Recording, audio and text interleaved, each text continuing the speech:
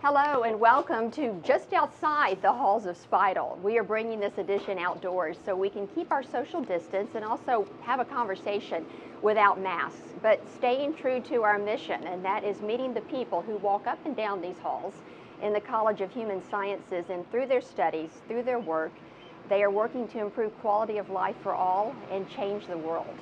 Our guest today is a renowned author, journalist, a passionate expert and activist in fighting world hunger, and we are so excited to tell you that now he is also scholar in residence here in the College of Human Sciences. So welcome, Roger Thurow. Thank you very much, Kim. It's great to hear my name in the same sentence as scholar, right? And scholar in residence. Who would have thought that, right? No. I'm a lowly journalist, so it's like to be a scholar is a great thing. So. Well, we are so excited to have you here and be a part of this family. And we want to talk, of course, about your work with the students here at Auburn University, and particularly with the College of Human Sciences, with Global Studies and the Hunger Solutions Institute. But first, let me tell everyone a little bit about your background. 30 years with the Wall Street Journal, 20 years as a foreign correspondent in Europe and Africa, and covering groundbreaking stories during this time, such as the release of Nelson Mandela, the fall of communism, the end of the Cold War. So I have to ask you, how would you, with all of your experience, describe the condition of journalism today? Yeah, well, thank you for that, and thanks for having me on sitting outside the halls of Spidle. Yes. This is really nice. It's a great day. Yeah, I think the one thing that I've noticed and kind of regret, or it's sad in a sense, at least from my perspective. I don't know what kind of if somebody's actually measured this, but there seems to be a lack of interest in foreign corresponding, or diminishing interest in it. As you know, and with that, I think we're losing some of the global perspective, the global context of not only affairs around the world that are so important to us here, but then also what's happening here in our country, in Alabama and on this campus, how that sits into the global perspective and the global context of things. And I think that's also really important. And I think it's kind of, as one sees the state of the civil discourse in our country, which seems to be much more rough and tumble, loud. I'm right, you're wrong. Kind of, are we listening to other people, which is so important and the important role of journalism. I think there's always a role for storytelling in the world, and that remains as important now as ever. But it also seems that too much of journalism, or what passes for journalism today, is like punditry, or opinion, or tweets, or short takes, or hot takes about, well, here's what's going on. And a lot of it then is opinion, as opposed to kind of the really in-depth narrative journalism, so that really puts the context and can bring stories to life, and also then shows the interconnectedness of us all. So while we still have this interconnectedness in the world, at some stage it's like we're almost looking too much at ourselves and listening to ourselves too much. Well, and with that in mind, so much opinionism in the middle of journalism. How does this new age journalism, so to speak, affect the coverage of milestone events, such as the pandemic and now a contentious election season? Yep, exactly. And that's kind of fits in or is parallel to kind of my thinking on, the importance of this global context. And so important now, particularly in the time of a pandemic, these broader issues that are happening. So be it climate change, the diminishing biodiversity that we're having on our planet, the increase in hunger and malnutrition, how that impacts all of us, and then the supreme importance of the U.S. election. And it's a quintessential American event, the presidential election, but its repercussion far beyond our borders is staggering. And so you see, and I saw that all that time that I was living overseas, and you start looking at the United States and American policies and the discourse that we have here in almost a different light, because you see how it resonates there and how people around the world are then listening to things or watching the presidential debates. And then how they kind of filter that and wonder, well, how's this playing in America? And like, they're not talking about us at all. So where do we fit into all of this? You know, I think it's safe to say we both grew up in a time when Walter Cronkite Right. was called the most trusted man in America, and it wasn't a gimmick. It was true at that time. How much trust remains between a media outlet and the viewer and a media outlet and the experts, the sources? Right. No, that's a really good point. And Walter Cronkite and the anchors and the ones that brought us the news, or the journalist, or the print journalist, that trust issue is so important. And the knowledge of, now that we even have like disputed facts. I mean, we grew up and in our practicing journalism, kind of a fact was a fact. I mean, it was there. It was a point of reality. It was something that we were seeing, that we were hearing, that, no, this is what it is. The sky's blue, right? The trees are changing color now. It's not that, there are no alternatives to those kind of essential facts. And by doubting that or questioning that and having these debates about, kind of what's reality or what are we witnessing and seeing, that then diminishes the trust. And it's good now that we have more a diversity of voices, a greater landscape of media, and particularly with the social media, different ways to express ourselves, more ways to absorb this information. But I think we have to be careful of really judging and evaluating where that information is coming from. So there's trust in sources, knowing this is a valued and trusted and reliable source that's giving this to us, and we can trust kind of the reporters and the correspondents and the anchor folks that are bringing us this news. And so that's why important that, kind of the brand or the outlet or the institution that is giving that news and those and telling the stories also needs to be really trusted. I have to say, too, I still have a lot of friends in journalism who are really staying true to the craft and stating things in a neutral way, so they are out there. We don't want to just paint everything with a broad brush, but overall, it has really changed. Right. Let me shift us a bit here to talk about your experience as a journalist and how that instilled in you a desire to raise the clamor, as you like to say, about ending world hunger. Tell us when that is something that began to keep you up at night. Right. I can remember, I can be pretty precise on that. It was May of 2003 in Ethiopia. It was the first famine, the first great hunger crisis of our 21st century. So in 2003, we were 3 years into this grand new millennium of ours. And 14 million people in Ethiopia were on the doorstep of starvation that year from a number of factors, kind of the tipping point being a drought that was spreading across the Horn of Africa and East Africa and then through Southern Africa. But 14 million people that were surviving, if they were going to survive at all, by kind of the international food aid that was coming in, a lot of that being American food aid and crops and food that comes from our soils. And so it was, man, here's this medieval suffering that we brought with us into the 21st century, and what's going on. So I went to cover that story. My first day in Addis Ababa, the capital of Ethiopia, I was meeting with the World Food Program folks that were distributing a lot of this food aid. And in the course of that discussion, they had a big map kind of unfurled on their conference table, a map of Ethiopia, a map of Africa, looking at the hot spots. I'd be traveling with them in coming days to see some of what was going on the ground. And one of the people at the World Food Program gave me a piece of advice, but to me it sounded like a fairly ominous warning. And what he said was, Roger, looking into the eyes of someone dying of hunger becomes a disease of the soul. Because what you see is that nobody should have to die of hunger, particularly not now, not in 2003. So the next day then we were out in some of the villages and some of the areas that were particularly hard hit by the famine and then the hunger. We kind of parted the flaps of one of the emergency feeding tents that had been set up on this vast field that normally was a market area. But now with the lack of food and the hunger, it had been turned into this kind of warren of emergency feeding tents. And there were like dozens of children in each of the tents with their parents in various stages of malnutrition, of emaciation, again, on the doorstep of starvation. And kind of walked in there And I was speechless. I mean, kind of to grasp the kind of the devastation of this scene. And so I was just kind of wandering around and walking past some of the children and their parents, and then came to a father and son kind of towards the back of the tent as I gathered my thoughts.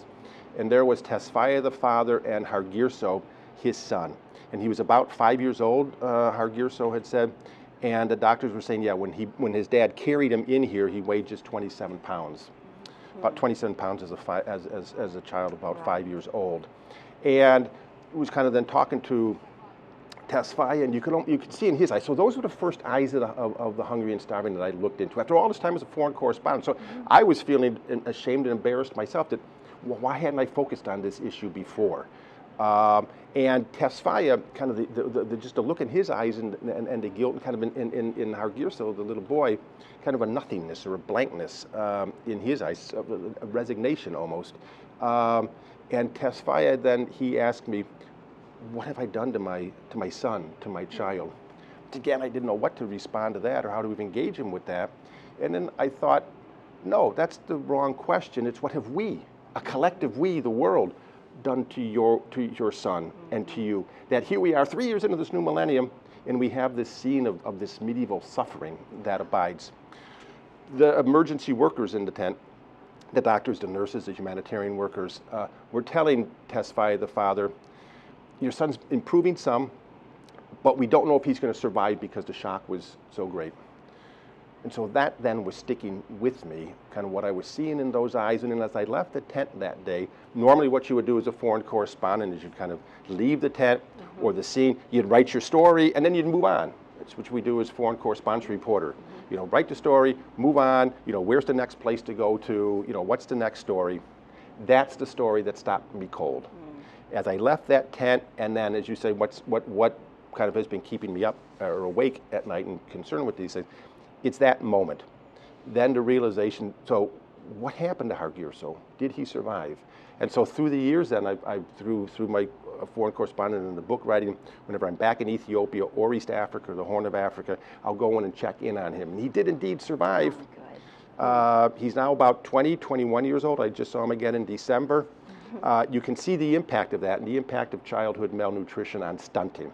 So he's stunted physically, although he's improved a bit on that front, but the cognitive stunting and what the severe malnutrition does to the development of the brain in that crucial period of time of childhood. He's about 21 years old and he's in the 4th grade. Wow. And there you see that carrying through. That's my diseased soul, right? That then has carried me, you know, to continue to write about these issues, then to write books about these issues. And then what brings me to your doorstep here today, and the halls of this great college in Spidle Hall, and the Hunger Solutions Institute. So it's that disease of the soul that then continues to propel me. Yeah. Well, these are the incredible stories, firsthand experiences that our students are getting to learn by having you here. We're so grateful for that. And to give an example of the intensity of your passion for this, which you described in 2003. In 2004, you were a finalist for the Pulitzer Prize in a writing on famine in Africa. And since then, you've written several books on hunger, including Enough, Why the World's Poorest Starve in an Age of Plenty. And now, Roger, here we sit in 2020, and I have to think there is a book right in front of you again of how the pandemic is hitting hunger so hard. Tell us about that. Yep, absolutely. So, my brain's kind of in constant motion of this. Again, the diseased soul, you know, to keep writing about this. And so now particularly that we see, and particularly so I think the pandemic is like changing our view of hunger, at least I hope it is. And we saw how quickly that this global health crisis turned into a malnutrition crisis.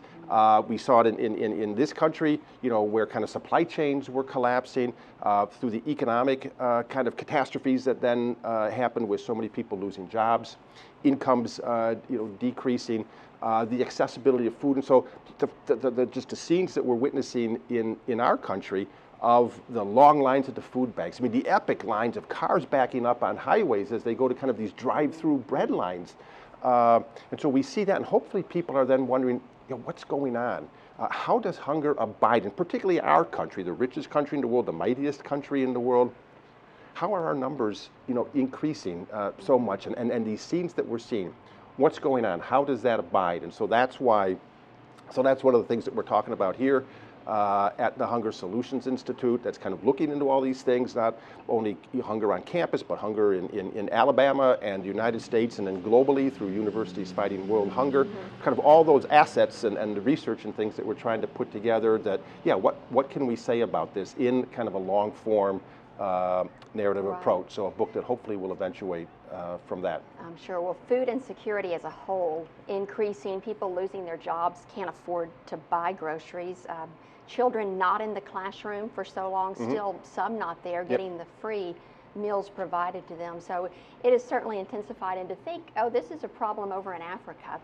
No, it's all around us. In fact, right here on our campus, more than a quarter students suffer with food insecurity. And you like to say, in order to right a wrong, you must outrage and inspire.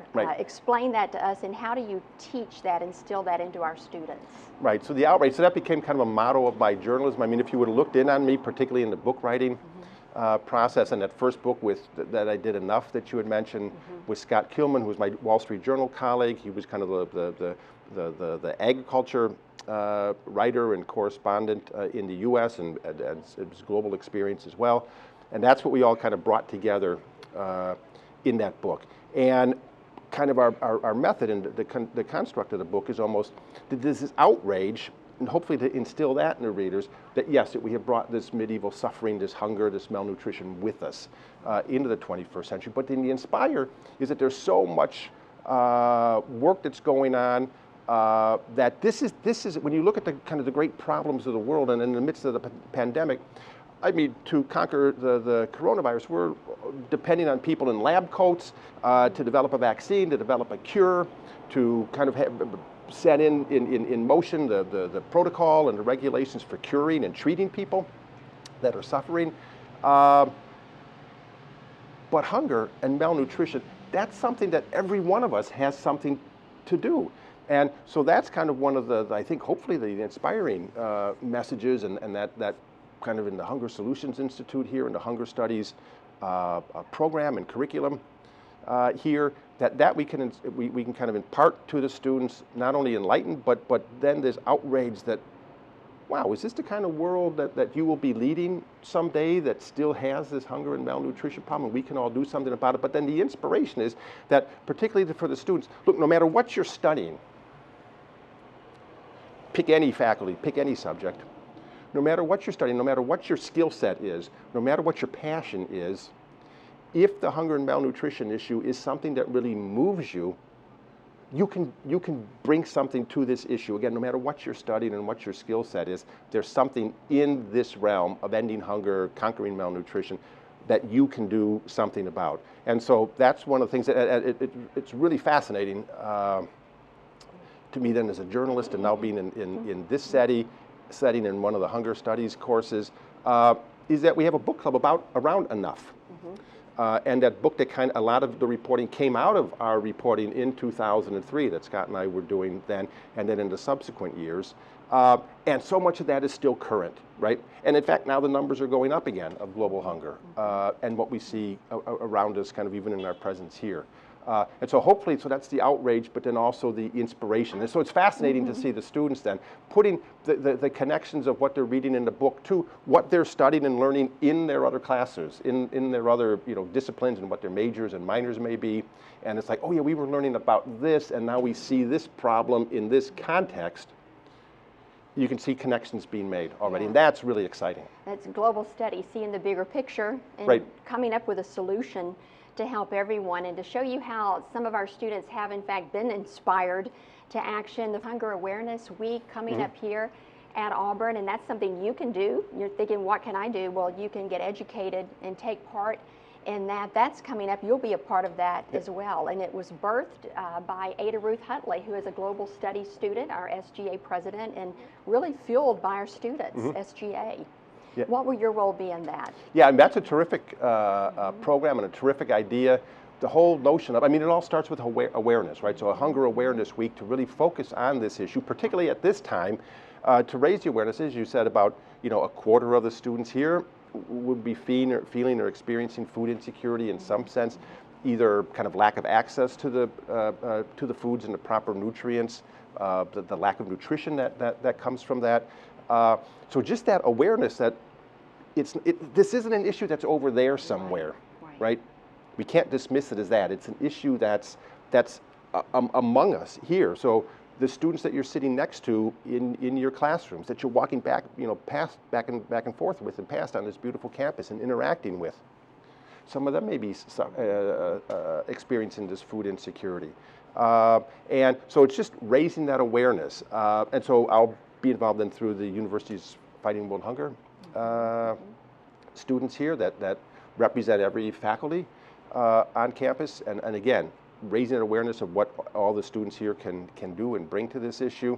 Yep, so it's that. It's continuing to, see, can we get more students in the Global Studies program, in the Hunger Studies program, and just that awareness that it's not just something that's over there, but impacts us all. And a malnourished child anywhere in the world, so whether it's Hargeisa in Ethiopia, malnourished and stunted children grow up to be stunted adults.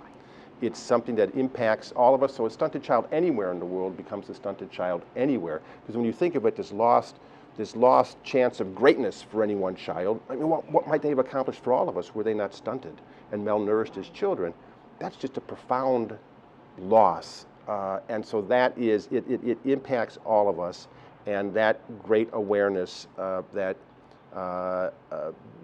this is a problem that this is the supreme challenge for them in the world that they will be leading. Also, this being an election year, as we were talking about, the ideal time to raise this. So anytime any kind of politician comes by, no matter what level of government they are, from local, even from student governance to the presidential level, hey, what are you doing about this issue? Right. Check it out. It's raising the awareness. It's raising your voice. It's raising this clamor above all. I like that. Raise the clamor, outrage, and inspire. Thank you so much, Roger Thurow. We'll do this again. Thank you. Okay. It was great. Great weather. Thank you. More to talk about for sure. And to learn more about the Hunger Awareness Week here at Auburn, go to the address you see here on the screen, and also to contact Roger while we have him here at Auburn University. You can also use the email address you see right here on the screen as well. We'll be back again next month with another edition of In the Halls. Until then, take care.